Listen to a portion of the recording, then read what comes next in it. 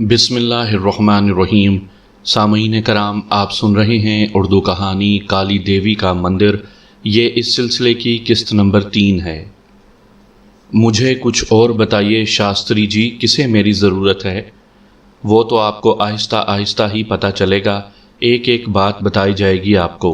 फ़िलहाल आप ये समझ लीजिए कि आप काली के दास हैं और आज से आपका नाम काली दास रख दिया है। दिमाग ख़राब हुआ है तुम्हारा? मैं मुसलमान हूँ और मेरा नाम सिकंदर शाह है। एक मुसलमान का बेटा हूँ मैं। जवाब में शास्त्री हंस पड़ा और बोला, भूल जाइए महाराज, भूल जाइए। अब आपका दीन धर्म से कोई ताल्लुक़ नहीं है। अब आपका दीन, आपका धर्म सिर्फ काली है, महाकाली, और इसके लिए आपको महाकाली ने अपने हाथों से वरदान दिया है। क्या बक रहा है तू? मुझे कुछ मालूम नहीं मरदूद। नहीं महाराज, नहीं। हम आपको कितने प्रेम से पुकार रहे हैं और आप हमें गालियां दे रहे हैं। महाकाली ने आपसे भेंट लेकर आपको अपना दास बना दिया है। आपके लिए एक बलि दी गई है। क्या समझे आप? आप कलकत्ता में हिंदू बच्चे के कत्ल के इल्ज़ाम में गिरफ्तार हुए थे। सारा कलकत्ता आपके खिलाफ था और आपको वहाँ से सिर्फ इसलिए निकाला गया कि आपकी वजह से फसादात होने का ख़तरा था। महाराज, ख़तरे ही ख़तरे में थे आप, मगर काली जिसे पसंद कर ले उससे हर ख़तरा दूर हो जाता है।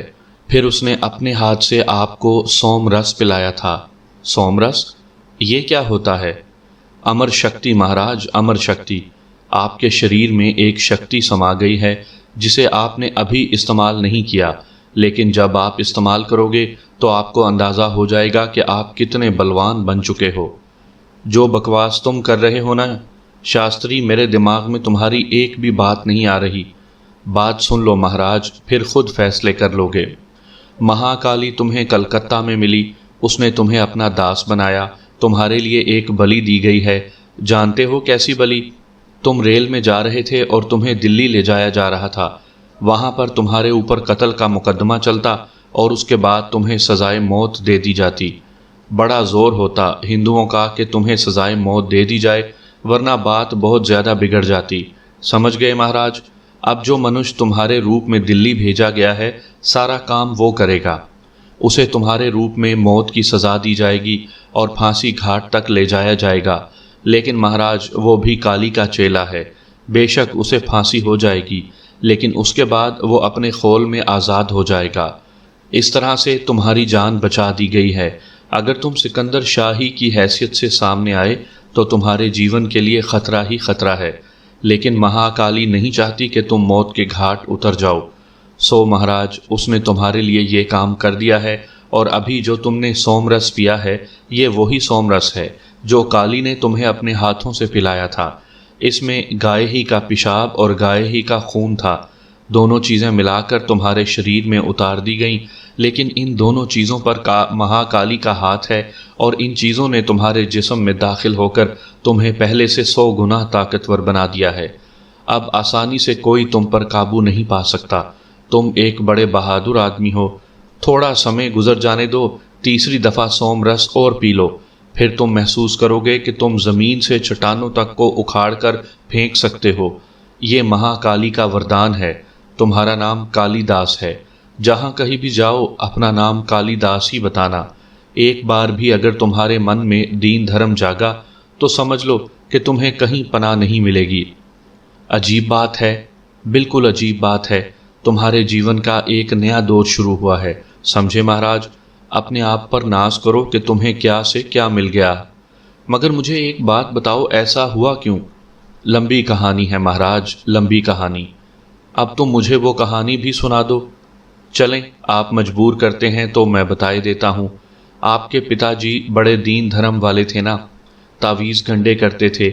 एक मर्तबा छेड़ दिया महाकाली को। बस उस समय तो उन्होंने अपने धर्म से महाकाली को नुकसान पहुंचा दिया था, लेकिन काली देवी ने ये बात तय कर ली थी कि उनके परिवार को नहीं छोड़ा जाएगा। इत्तफाक की बात यह है कि वो महाकाली ने तुम्हें कलकत्ता तलब कर लिया और जब तुम कलकत्ता पहुँचे तो उसने तुम्हारा स्वागत किया, तुम्हें अपने मंदिर ले गई और मंदिर ले जाने के बाद तुम्हें सोम रस पिला दिया। इस तरह तुम उसके चेलों में शामिल हो गए। वो अक्सर तुमसे मिलती रहेगी क्योंकि वो तुम्हें पसंद करने लगी है।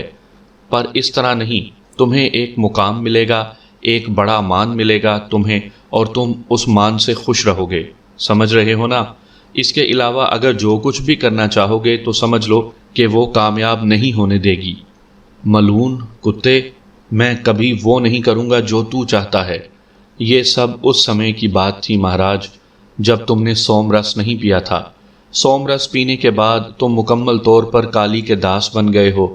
ہاں، اگر تھوڑا سا آزمانا چاہتے ہو تو الگ بات ہے۔ آزماتے ہو کیا؟ کیا مطلب ہے تیرا؟ ابھی پتہ چل جائے گا مہاراج، پتہ چل جائے گا۔ میں چلتا ہوں۔ ایک بات کہہ دیتا ہوں تم سے کہ جب بھی کبھی من اکتا جائے اور تمہارا جی چاہے کہ تم جیو اور اپنا نام کالی داس تسلیم کر لو تو پھر مجھے آواز دے لینا، مجھے کہنا کہ مہا شاستری میرے پاس آ جاؤ، مجھے تیری ضرورت ہے۔ اب میں چلتا ہوں، اس نے کہا، اور اس کے بعد وہ اپنی جگہ سے اٹھ کر دروازے سے باہر نکل گیا۔ میں حیرانی سے اس دروازے کو دیکھتا رہ گیا۔ اس بار شاستری نے دروازہ باہر سے بند کر دیا تھا۔ میں نے ایک ٹھنڈی سانس لی اور ادھر ادھر دیکھنے لگا، لیکن دفعتاً ہی میرے سینے پر ایک گھونسا سا لگا۔ ماحول ایک دم بدل گیا تھا، اور اس وقت میں جس جگہ بیٹھا ہوا تھا وہ جیل کی تنگ و تاریک کوٹھڑی تھی جس سے تعفن اٹھ رہا تھا۔ میں اچھل کر اپنی جگہ سے کھڑا ہو گیا تھا۔ اسی وقت باہر چند لوگ نظر آئے، اس میں سے 2 آدمی بڑی خونخوار نگاہوں سے مجھے گھور رہے تھے۔ انہوں نے اشارہ کیا اور ایک سنتری نے آگے بڑھ کر سلاخوں والا دروازہ کھول دیا۔ دونوں اندر گھس آئے تھے۔ ان کی خونی آنکھیں مجھے گھور رہی تھیں اور میرے اوسان خطا ہو رہے تھے۔ جو کچھ مجھ پر بیت رہی تھی وہ میرا دل ہی جانتا تھا۔ ان میں سے ایک میرے پاس پہنچ گیا اور بولا، کتے، اس چھوٹے سے معصوم بچے کے گلے پر چھری پھیرتے ہوئے تجھے ذرا بھی لاج نہیں آئی؟ کیا دشمنی تھی تیری اس سے؟ بس یہی نا کہ وہ ایک ہندو کی اولاد تھا؟ کتے کے بچے، اتنا سنگ دل تھا تو کہ یہ کہہ کر اس نے ایک ایسا ہاتھ میرے منہ پر جڑا کہ میں پوری طرح دیوار کے ساتھ جا کر ٹکرایا، اور اس کے بعد ان لوگوں نے مجھ پر لاتوں، گھونسوں اور تھپڑوں کی بارش شروع کر دی۔ مجھے بولنے کا موقع ہی نہیں ملا۔ میں پٹتا رہا اور اس کے بعد بے ہوش ہو کر گر گیا۔ نہ جانے کب تک یہ بے ہوشی طاری رہی۔ ہوش آیا تو منظر پھر بدل چکا تھا۔ میں کمرہ عدالت میں کھڑا ہوا تھا اور جج صاحب کرسی پر بیٹھے ہوئے نفرت بھری نگاہوں سے مجھے دیکھ رہے تھے۔ کمرے میں بہت سے لوگ موجود تھے، ان سب کے چہروں پر بھی نفرت کے آثار تھے۔ پھر جج صاحب کی آواز ابھری، آرڈر آرڈر آرڈر! ملزم سکندر شاہ ولد سمندر شاہ، تمہارے بارے میں تفتیش مکمل ہو چکی ہے۔ تم ایک ایسے متعصب مسلمان کے بیٹے ہو جو تعویذ گنڈوں کا کاروبار کرتا تھا۔ اس کے دل میں ہندوؤں کے خلاف نفرت تھی، اور یہ نفرت تمہارے خون میں منتقل ہو چکی تھی۔ چنانچہ جوں ہی تمہیں موقع ملا، تم نے کلکتہ میں ایک ہندو بچے کو بے دردی سے ذبح کر دیا۔ تمہیں اس جرم اور ظلم کی پاداش میں موت کی سزا دی جاتی ہے۔ یہ کہہ کر جج صاحب نے اپنا قلم توڑ دیا اور اپنی جگہ سے اٹھ کھڑے ہوئے۔ باہر مجمع کے شور کرنے کی آواز آ رہی تھی اور میرا خون پانی ہو رہا تھا۔ میں یہ سب کچھ سمجھنے کی کوشش کر رہا تھا اور کافی حد تک سمجھ بھی رہا تھا۔ پھر مجھے وہاں سے باہر نکالا گیا۔ پولیس بے قابو مجمع کو قابو کرنے کی کوشش کر رہی تھی۔ مجمع نے مجھے دیکھتے ہی مجھ پر پتھراؤ شروع کر دیا۔ وہ طرح طرح کی آوازیں نکال رہے تھے۔ ان میں سے ایک لیڈر ٹائپ آدمی کہہ رہا تھا کہ اسے ہمارے حوالے کر دیا جائے، ہم خود اسے اس وحشیانہ جرم کی سزا دیں گے۔ طرح طرح کی باتیں سننے کو مل رہی تھیں، اور پولیس بے قابو مجمع کو قابو کرنے کی کوشش کر رہی تھی۔ مجھے پولیس کی دوسری گاڑی میں بٹھا کر جیل پہنچا دیا گیا اور پھر ایک کوٹھڑی میں منتقل کر دیا گیا۔ یہ دوسری کوٹھڑی تھی جس میں سزائے موت کے قیدی رکھے جاتے تھے۔ اب میں بالکل ہی حواس باختہ ہو گیا تھا۔ مجھے موت کی سزا دی گئی تھی، اور اب میری موت کے لمحے قریب آتے جا رہے تھے۔ ساری رات میں کال کوٹھڑی میں بیٹھا جاگتا رہا اور سوچتا رہا کہ میری تقدیر میں یہی موت لکھی ہوئی تھی۔ دل شدید کشمکش کا شکار تھا۔ آخرکار رات گزر گئی۔ صبح 6:30 بجے مجھے کال کوٹھڑی سے نکالا گیا اور پھانسی گھاٹ تک لے جایا جانے لگا۔ ایک ایک قدم من بھر کا ہو رہا تھا۔ پھانسی گھاٹ سامنے نظر آنے لگا تو میرا دل بالکل ہی ڈوبتا چلا گیا، اور میں نے بے اختیار کہا، شاستری، مجھے تمہاری ضرورت ہے۔ میں تمہاری ہر بات ماننے کے لیے تیار ہوں۔ میں مرنا نہیں چاہتا شاستری جی، میں مرنا نہیں چاہتا۔ میں کالی داس ہوں، میں سکندر شاہ نہیں ہوں۔ میرے منہ سے یہ الفاظ نکلے ہی تھے کہ اچانک مجھے یوں لگا جیسے میں ایک دم سے پیچھے ہٹتا جا رہا ہوں، لیکن میری آنکھوں کے سامنے جو حیران کن منظر تھا وہ یہ تھا کہ جس طرح سے چند لمحے پہلے وہ لوگ مجھے لے کر جا رہے تھے، وہ اسی طرح مجھے لے کر جا رہے تھے، جبکہ میں ان سے کافی فاصلے پر آ کر کھڑا ہو گیا تھا۔ میرے دیکھتے ہی دیکھتے میرے ہم شکل کو پھانسی گھاٹ تک پہنچا دیا گیا اور میں خود یہ سارا تماشا دیکھنے کے لیے آزاد ہو گیا۔ میرے ہم شکل کو پھانسی کے تختے تک لے جایا گیا اور پھر اس کے منہ پر ایک کپڑا چڑھا دیا گیا اور جلاد نے گردن میں پھانسی کا پھندا فٹ کر دیا۔ اس کے بعد تختہ ہٹا دیا گیا اور میرا ہم شکل پھانسی کے پھندے میں تڑپنے لگا۔ اس کا جسم بری طرح اچھل کود مچا رہا تھا اور میرے رونگٹے کھڑے ہوئے تھے۔ اگر میں عین وقت پر شاستری کو نہ پکار لیتا تو اس وقت میرا جسم پھانسی کے پھندے پر تڑپ اور پھڑک رہا ہوتا۔ یہ بھیانک منظر مجھ سے نہیں دیکھا جا رہا تھا۔ میں نے کہا، شاستری جی، مجھے یہاں سے ہٹا لیا جائے، اور منظر پھر بدل گیا، اور اس بار پھر میں نے خود اپنے آپ کو اسی گھر، اسی کوٹھڑی میں پایا جہاں میں نے تھوڑا سا وقت گزارا تھا۔ شاستری میرے سامنے اسی سٹول پر بیٹھا ہوا تھا۔ اس نے ہاتھوں میں ایک پیالہ پکڑا ہوا تھا اور وہ مسکرا رہا تھا۔ لو، سومرس پی لو، تمہاری حالت بالکل ٹھیک ہو جائے گی۔ اس بار میں نے تعارض نہیں کیا تھا۔ وہ مشروب پیتے ہوئے آخری بار میری طبیعت خراب ہوئی تھی، لیکن جب وہ مکمل طور پر میرے اندر اتر گیا تو اچانک مجھے یوں محسوس ہوا جیسے میں واقعی دنیا کا سب سے طاقتور آدمی ہوں۔ مجھے اپنے سارے بدن سے توانائی پھوٹتی ہوئی محسوس ہو رہی تھی اور شاستری مسکرا رہا تھا۔ پھر اس نے کہا، کیا نام ہے تمہارا؟ کالی داس، میرے منہ سے آواز نکلی، اور شاستری آنکھیں بند کر کے گردن ہلانے لگا۔ پھر بولا، کالی کے داس، اگر تم چاہتے ہو کہ تمہیں کالی کے درشن ہوں اور اس کا وردان ملے تو تمہیں ایک چھوٹا سا جاپ کرنا ہوگا۔ یہ جاپ تمہارے من کی شانتی کے لیے بہت ضروری ہے۔ کیا تم اس کے لیے تیار ہو؟ اب تو ہر بات پر گردن ہلانے کے سوا کچھ نہیں کر سکتا تھا۔ میں نے اپنی آمادگی کا اظہار کر دیا تو اس نے کہا، آؤ میرے ساتھ۔ میں عام آدمیوں کی طرح اس کے ساتھ چل پڑا اور وہ خاصا لمبا فاصلہ پیدل طے کر کے ایک ایسی جگہ آیا جہاں ایک چھوٹی سی عمارت نظر آ رہی تھی۔ یہ عمارت بالکل ٹوٹی پھوٹی سی تھی اور اس کا رنگ بالکل کالا محسوس ہو رہا تھا۔ یہ کالی کا مڈ ہے اور تمہیں اسی مڈ میں وہ جاپ کرنا ہوگا۔ بس یوں سمجھ لو کہ یہ تمہارا آخری امتحان ہے کالی داس بننے کے سلسلے میں۔ تمہیں کچھ ہدایات دے رہا ہوں۔ جاپ کے بیچ تمہیں کچھ ایسی باتیں نظر آئیں گی جو خطرناک ہوں گی، مگر ان سے ڈرنے کی ضرورت نہیں، کیونکہ تمہارے پتا جی گنڈے تعویذوں کا کام کرتے تھے اور انہوں نے بہت سی روحوں کو تمہارے آگے پیچھے کھڑا کر دیا تھا کہ تمہاری حفاظت کریں۔ وہ روحیں نہیں چاہتی کہ تم سکندر شاہ سے کالی داس بن جاؤ، اس لیے وہ تمہیں ڈرانے اور روکنے کی کوشش کریں گی۔ بس اس بات کا خیال رکھنا کہ ان کے پھیر میں نہ آؤ، ورنہ پھر کہیں کے نہ رہو گے۔ کچھ چیزیں بھی ہیں تمہارے کھانے پینے کے لیے۔ چنانچہ میں نے اس کی ہر بات تسلیم کر لی، مگر میرے دل میں ایک خلش سی تھی۔ میں اپنا ذہن بار بار جھٹکنے کی کوشش کر رہا تھا کہ مجھے میرا ماضی یاد نہ آئے، لیکن وہ لمحے بار بار یاد آ جاتے تھے جو میری زندگی کے سنہرے لمحے تھے، عیش و آرام کی زندگی جو کھانے پینے میں بسر ہو رہی تھی۔ بہرحال شاستری چلا گیا اور میں اس کا بتایا ہوا جاپ کرنے لگا۔ پہلا دن گزر گیا، لیکن دوسری رات ایک عجیب واقعہ ہوا۔ کھنڈر میں ایک خوبصورت سا درخت تھا جس پر عام طور سے چڑیاں نظر آ رہی تھیں۔ میں نے دن کی روشنی میں ان حسین چڑیوں کو دیکھا تھا، بالکل ہی الگ لگتی تھیں۔ تب میں نے دیکھا کہ درخت کے اوپری شاخ سے ایک سانپ اتر رہا ہے۔ میں جاپ کر رہا تھا، لیکن کالے ناگ کو دیکھ کر نہ جانے کیوں میرے دل کو ایک خوف کا احساس ہوا۔ اگر یہ اتر کر میرے پاس آ جائے تو میں کیا کروں؟ میں نے دل میں سوچا اور اس احساس کے ساتھ خاموش ہو گیا کہ شاستری نے مجھ سے کہا تھا کہ اگر کوئی ایسی بات ہو تو اپنی جگہ مت چھوڑنا۔ ہو سکتا ہے کہ یہ سانپ مجھ تک نہ پہنچے، لیکن میری نگاہیں سانپ پر جمی رہیں۔ سانپ آہستہ آہستہ نیچے اترا اور پھر تھوڑی دیر کے بعد وہ ایک گھونسلے کے پاس رک گیا۔ پھر میں نے سانپ کو اپنا پھن گھونسلے میں داخل کرتے ہوئے دیکھا، اور کچھ لمحوں بعد جو منظر میری نگاہوں کے سامنے آیا اس نے میرا دل تڑپا دیا۔ وہ رنگین اور حسین چڑیا سانپ کے منہ میں دبی ہوئی پھڑ پھڑا رہی تھی اور سانپ اسے منہ میں دبائے پیچھے ہٹ گیا تھا۔ چڑیا بری طرح پھڑ پھڑا رہی تھی اور میرا دل سینے سے نکلا پڑا تھا۔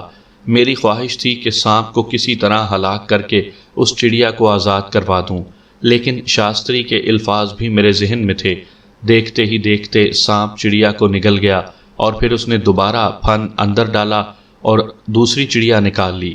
اسے بھی ہلاک کرنے کے بعد سانپ نے اوپر کی جانب رخ کیا اور درختوں کی شاخوں میں گم ہو گیا۔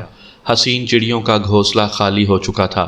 میرے دل کو شدید دکھ کا احساس تھا۔ کتنے سکون کی زندگی گزار رہی تھیں وہ، لیکن اب ان کا وجود مٹ چکا تھا۔ ایک دشمن انہیں کھا چکا تھا۔ سانپ اپنی جگہ سے غائب ہونے کے بعد پھر نظر نہیں آیا، اور پھر میں نے بمشکل تمام اپنا ذہن جاپ کی طرف مبذول کر دیا، یہاں تک کہ چاند نے سر ابھارا اور میں نے جاپ ختم کر کے اپنی جگہ کی راہ لی، مگر میرے کانوں میں چڑیوں کی چیخیں سنائی دے رہی تھیں۔ اسی طرح مجھے جاپ کرتے ہوئے 5واں دن آ گیا۔ اس دوران عجیب و غریب حالات پیش آئے تھے۔ ویسے جاپ کرنے کے وقت کے لیے میں نے ایک ڈنڈا اپنے ساتھ لے لیا تھا، یہ سوچ کر کہ اگر سانپ میری طرف آئے تو میں درخت کی چھاؤں کے نیچے ہی نمٹ سکوں۔ موذی کا کیا بھروسہ کب کہاں سے نکل آئے۔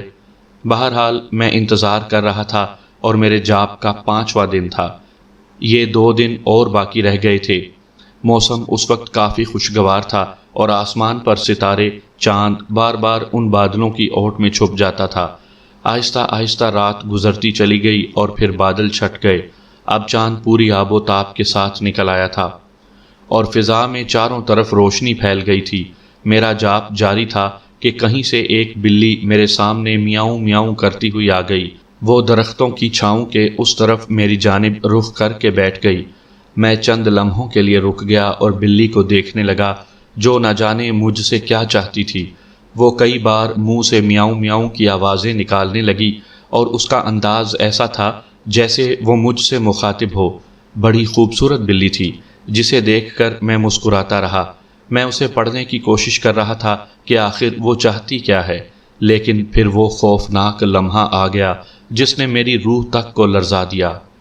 اسی سامنے والے درخت سے جس پر میں کبھی چڑیوں کا گھونسلہ دیکھتا تھا اور اب وہ گھونسلہ ویران دیکھ کر میرے دل کو دکھ ہوتا تھا، اچانک ہی ایک قد آور بلے نے چھلانگ لگائی۔ کالے رنگ کا یہ بلہ بڑی لمبی چھلانگ بھر کر بلی پر آ کودا تھا۔ بلی اپنی جگہ سے اٹھ کر بھاگ گئی اور بلہ غراتا ہوا اس کے پیچھے دوڑ پڑا۔ میں نے حیرت سے دیکھا، وہ بلہ عام جسامت سے کہیں زیادہ تھا اور کافی موٹا تازہ بھی۔ دیکھتے ہی دیکھتے اس نے بلی پر جھپٹا مارا اور اس کی گردن اپنی دانتوں میں دبوچ لی۔ میرے ہاتھوں میں لرزش پیدا ہو گئی۔ میں نے ڈنڈے کو مٹھی میں پکڑ لیا۔ ایک لمحے کے لیے میرا دل چاہا کہ کھڑا ہو جاؤں اور اس خوبصورت بلی کو بچاؤں، جو اب بلے کے جبڑوں میں دبی ہوئی تڑپ رہی تھی۔ زمین پر اچھا خاصا ہنگامہ ہو رہا تھا۔ بلہ اس بلی کو بھنبوڑ رہا تھا اور دیکھتے ہی دیکھتے بلی خون میں نہا گئی۔ بلے نے اس کی ٹانگیں چبا ڈالیں اور تھوڑی دیر کے بعد وہ اس کے پورے بدن کو چٹ کر گیا۔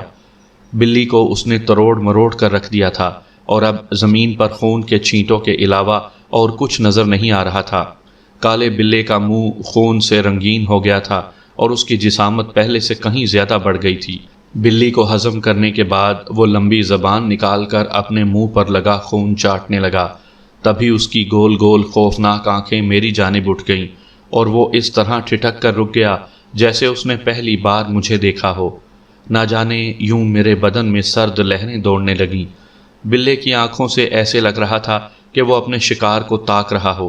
پھر وہ دبے قدموں میری جانب بڑھنے لگا اور میرے اوسان خطا ہو گئے۔ یہ کمبخت بلہ آخر کیا چاہتا ہے، میں نے سوچا۔ بلہ آہستہ آہستہ میری طرف بڑھ رہا تھا اور میں ڈنڈا ہاتھ میں سنبھالے اٹھتا جا رہا تھا۔ اگر اس نے مجھ پر حملہ کر دیا تو ظاہر ہے مجھے اس سے جنگ کرنا پڑے گی۔ پھر بلہ درخت کی چھاؤں میں اس حصار کے قریب آ گیا جس سے باہر نکلنے کے لیے مجھے منع کر دیا گیا تھا، اور اب اس کے سوا اور کوئی چارہ نہیں تھا کہ میں اس سے مقابلہ کروں۔ لیکن اس وقت بھی میں نے اپنے ہوش و حواس نہیں کھوئے تھے اور یہ سوچ رہا تھا کہ بلہ اگر اندر آ گیا تو اس سے کس طرح جنگ کروں گا، لیکن بلہ اندر داخل نہیں ہوا تھا۔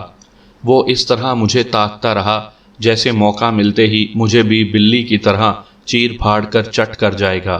بلی کو جس انداز میں اس نے چبا ڈالا تھا وہ اب بھی میرے ذہن پر نقش تھا اور میرا بدن اسے دیکھ کر ہلکے ہلکے کانپ رہا تھا۔ بلّا تقریباً 2 یا 3 منٹ تک وہیں کھڑا رہا، پھر اچانک ہی مجھے خیال آیا کہ چاند نکل آیا ہے اور اب مجھے بھی اپنا جاب ختم کر لینا چاہیے۔ ویسے بھی اب صرف چند بار کی بات رہ گئی تھی۔ چنانچہ میں اپنی جگہ بیٹھ گیا، لیکن ڈنڈا میں نے ابھی اپنے ہاتھوں میں مضبوطی سے پکڑ رکھا تھا، یہاں تک کہ میں نے اپنا جاب پورا کیا اور جیسے ہی میرے جاب کا آخری شبد ختم ہوا میں ڈنڈا لے کر اس بلے کے پیچھے دوڑا۔ اس نے ایک لمبی چھلانگ لگائی اور بھاگ کر درخت پر چڑھ گیا۔ میرے اندر وہی قوتیں ابھر آئی تھیں جو میں نے سوم رس پینے کے بعد محسوس کی تھیں۔ جاب کے دوران البتہ خوف مجھے ضرور محسوس ہوتا تھا، لیکن جاب کے بعد بالکل نہیں میں ڈرتا تھا۔ میں دیر تک وہیں کھڑا رہا اور اس تنے کو ڈنڈے سے بجاتا رہا کہ آ کمبخت نیچے آ تو میں تجھے دیکھ لوں۔ بلے پر میرا غصہ بہت شدید تھا اور یہ درخت اس نحوست کی جڑ پر کمبخت ساری بلائیں رہتی تھیں، وہ سانپ اور بلّا۔ لیکن اب مجھے یوں لگ رہا تھا جیسے بلّا درختوں کی شاخوں میں گم ہو چکا تھا۔ میں کافی دیر تک درخت کے تنے پر ڈنڈے برساتا رہا، لیکن بلے نے اپنی جگہ نہیں چھوڑی تھی۔ وہ مجھے نظر نہیں آ رہا تھا اور نہ ہی اس کی آنکھیں کہیں چمک رہی تھیں، جبکہ میرا دل چاہ رہا تھا کہ میں درخت پر چڑھ کر اسے تلاش کروں۔ لیکن پھر میں نے اپنی اس دلیری کو سینے میں دبا لیا۔ کیا فائدہ کسی اور مصیبت میں پھنس جاؤں، وہاں سانپ بھی ہے۔ اور اس کے بعد میں آہستہ آہستہ آگے بڑھنے لگا، لیکن میں نے سوچا تھا کہ بلّا اگر نظر آ گیا تو میں اسے ماروں گا ضرور۔ اچانک ہی مجھے اپنے عقب میں سرسراہٹیں محسوس ہوئیں۔ میں نے پلٹ کر دیکھا اور ایک بار پھر میرے رونگٹے کھڑے ہو گئے تھے۔ انسان اپنی دہشت اور اپنے خوف پر بڑی مشکل سے قابو پا لیتا ہے۔ بلّا آہستہ آہستہ میری طرف چلا آ رہا تھا اور مجھ سے بہت زیادہ فاصلے پر نہیں تھا۔ میں نے حلق سے ایک دھاڑ نکالی اور پلٹ کر بلے کی جانب دوڑا، لیکن میرے پلٹتے ہی وہ پھر بھاگ گیا تھا۔ میں نے کچھ دور تک اس کا پیچھا کیا، لیکن وہ کمبخت بھاگ کر درخت پر چڑھ گیا۔ میں نے سوچا لعنت ہے اس پر، اب مجھے اپنی رہائش گاہ پر پہنچ جانا چاہیے۔ چنانچہ میں تیز تیز قدم اٹھاتا ہوا واپس پلٹا اور تھوڑی دیر کے بعد ہی اپنی رہائش گاہ میں داخل ہو گیا۔ وہی تنہائی، وہی پریشان کن خیالات۔ سچی بات تو یہ ہے کہ میری تمام شخصیت ہی ختم ہو کر رہ گئی تھی۔ میری رہائش گاہ سنسان پڑی ہوئی تھی۔ اب تو یوں لگتا تھا جیسے اس دنیا میں میرے لیے کچھ بھی نہیں رہ گیا ہو۔ یہ کہا جائے تو غلط نہیں تھا کہ ایک طرح سے دنیا سے کٹ کر ہی رہ گیا تھا میں۔ باہر کی زندگی کے بارے میں کچھ بھی معلوم نہیں تھا۔ جو جاب مجھے بتایا گیا تھا وہ میں نے پورا کر لیا تھا اور نہ جانے کیوں کر لیا تھا، اس کا خود بھی مجھے اندازہ نہیں تھا۔ یہ بات مجھے آج بھی اچھی طرح معلوم تھی کہ میرا نام سکندر شاہ ہے اور میرے باپ کا نام سمندر شاہ تھا۔ میں باقاعدہ ایک گھریلو نوجوان تھا۔ یہ الگ بات ہے کہ ماں باپ کے لاڈ پیار نے بگاڑ کر رکھ دیا تھا۔ والد صاحب کا کام بھی کچھ عجیب سا تھا، لیکن بہرحال انہوں نے ایک اچھی زندگی گزار دی تھی اور مجھے اپنے ماضی کے بارے میں اچھی طرح یاد تھا۔ بات کہاں سے بگڑی تھی اندازہ صحیح نہیں ہو پا رہا تھا۔ چلیں، والد صاحب کو ایک طرح سے ان کے جھوٹے علوم کی سزا ملی، حالانکہ وہ مجھے بھی اسی طرح کا تعویذ گنڈے والا عالم بنانا چاہتے تھے۔ یہ اور بات تھی کہ میری فطرت میں یہ سب کچھ نہیں تھا، لیکن پھر بھی ایک مسلمان گھرانے میں آنکھ کھولی تھی۔ رشتے ناتے اور قرب و جوار کے لوگ بھی مسلمان تھے، پھر مجھ پر یہ عتاب کیوں نازل ہوا تھا؟ غور کرنے سے اپنی غلطی نظر نہیں آتی تھی۔ بس یہ کہنا چاہیے کہ وقت نے فٹ بال بنا دیا تھا۔ چاروں طرف سے لاتیں پڑ رہی تھیں۔ وہ شخص جسے میری جگہ دی گئی تھی بیچارہ پتہ نہیں کس عذاب میں گرفتار ہوگا۔ میرا دل چاہا کہ مجھے اس کے بارے میں معلوم ہو جو میرا ہم شکل تھا۔ یہ بات اخبارات سے پتہ چل سکتی تھی، لیکن اخبار مجھ تک کہاں سے پہنچتے؟ کیا کروں کیا نہ کروں؟ طبیعت میں ایک عجیب سی بے چینی پیدا ہو گئی کہ میں اپنے آپ سے ہی جھنجلا گیا۔ میں نے سوچا کہ زندگی کی انتہا تو موت ہوتی ہی ہے، باہر کی دنیا میں کھل کر اپنے آپ کو تلاش کروں۔ کلکتہ میں میرے ساتھ جو کچھ ہو چکا ہے اس میں میرا کوئی قصور نہیں تھا۔ وہ عورت جادوگرنی تھی، پتہ نہیں سچ مچ کالی تھی یا پھر اس کا کوئی جھوٹا روپ، لیکن اس نے مجھے تباہ کر دیا تھا۔ کیوں؟ یہ بات سمجھ میں نہیں آتی تھی۔ بہرحال کافی دیر تک یہ سوچتا رہا کہ کیا کیا جائے اور کیا نہ کیا جائے۔ پھر گھر سے باہر نکل آیا۔ بڑی عجیب سی جگہ تھی جہاں شاستری نے مجھے رکھا تھا۔ دور دور تک ویرانہ نظر آ رہا تھا۔ لیکن اب یہاں رکنے کو دل نہیں چاہتا تھا۔ میں بس بے اختیاری کے انداز میں چلتا رہا اور منزل کا کوئی تعین نہیں تھا، لیکن کافی فاصلہ طے کرنے کے بعد ڈھلان نظر آئے اور ان ڈھلانوں کے اختتام پر آبادی، سرسبز و شاداب کھیت پھیلے ہوئے تھے اور ان کے پس منظر میں اونچے نیچے مکانات نظر آ رہے تھے جو معمولی نہیں تھے، گویا کوئی باقاعدہ شہری آبادی تھی۔ میں نہ جانے کن سوچوں میں غرق ہوتا چلا جا رہا تھا اور پھر ایک درخت کے پاس پہنچ گیا۔ اس سے تھوڑے ہی فاصلے پر مکانات بنے ہوئے تھے۔ میں چونکہ کافی پیدل چل کر آیا تھا اس لیے کچھ تھکن سی ہو گئی تھی۔ درخت کے نیچے کھڑا ہوا تھا کہ اچانک ایک طرف نگاہ پڑ گئی اور میں چونک پڑا۔ کلام پاک کا ایک پھٹا ہوا ورق تھا جو تھوڑے فاصلے پر پڑا ہوا نظر آ رہا تھا۔ اس پر مقدس آیت لکھی ہوئی تھی۔ بے اختیار دل میں احترام کا جذبہ ابھرا۔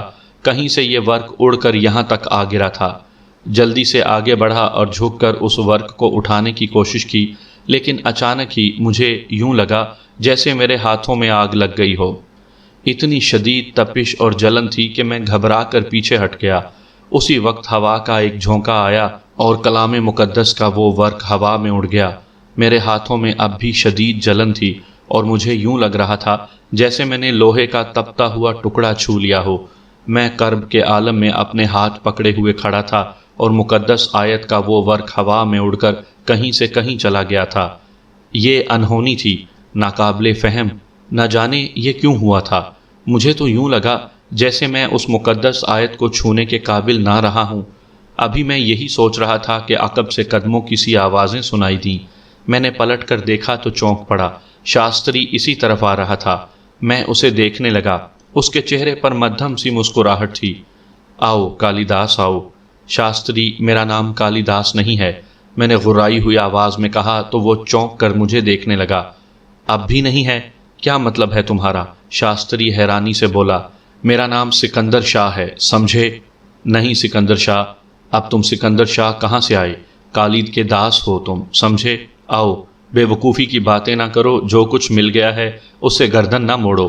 آگے تمہیں کیا ملنا ہے اس بارے میں سوچو۔ آؤ میرے ساتھ آؤ۔ میں بے اختیار اس کے ساتھ چل پڑا اور پھر وہ جس گھر کے احاطے میں داخل ہوا وہ دور سے دیکھنے ہی سے شاندار نظر آ رہا تھا۔ بڑا سا لکڑی کا پھاٹک لگا ہوا تھا۔ اس کے آگے انتہائی خوبصورت باغیچہ پھیلا ہوا تھا۔ طرح طرح کے درخت موجود تھے اس میں۔ درمیان میں ایک روش تھی جو ایک گھر کی عمارت پر جا کر ختم ہوتی تھی۔ شاستری مجھے اس سے اندر لے گیا۔ اندر مجھے سب سے پہلے کچھ لڑکیاں نظر آئیں جو اچھی شکل و صورت کی مالک تھیں۔ یوں لگا جیسے وہ میرا انتظار کر رہی ہوں۔ شاستری نے کہا، بالیو، مہاراج کالی داس آ گئے ہیں، ان کی سیوا کرو، میں چلتا ہوں۔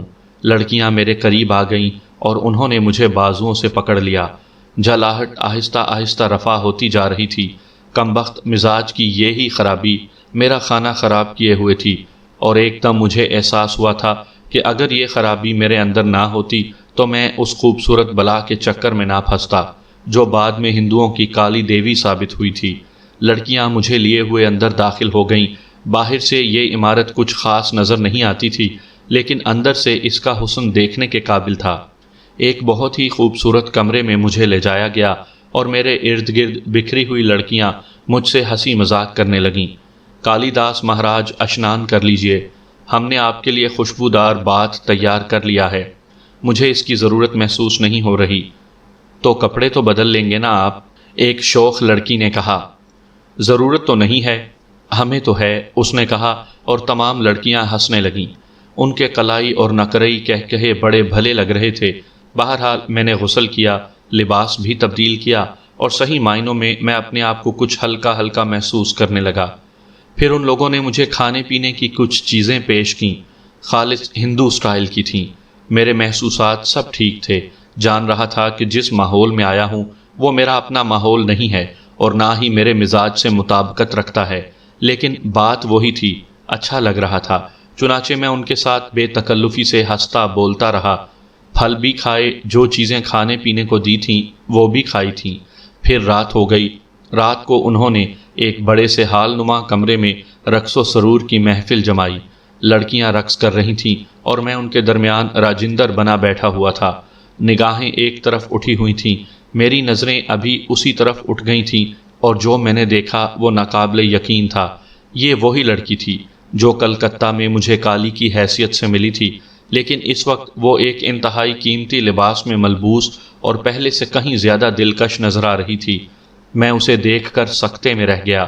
دوسری لڑکیاں الٹے پاؤں پیچھے ہٹنے لگیں اور اس کے بعد کمرے کے مختلف دروازوں سے باہر نکل گئیں۔ کالی میرے پاس پہنچ گئی تھی۔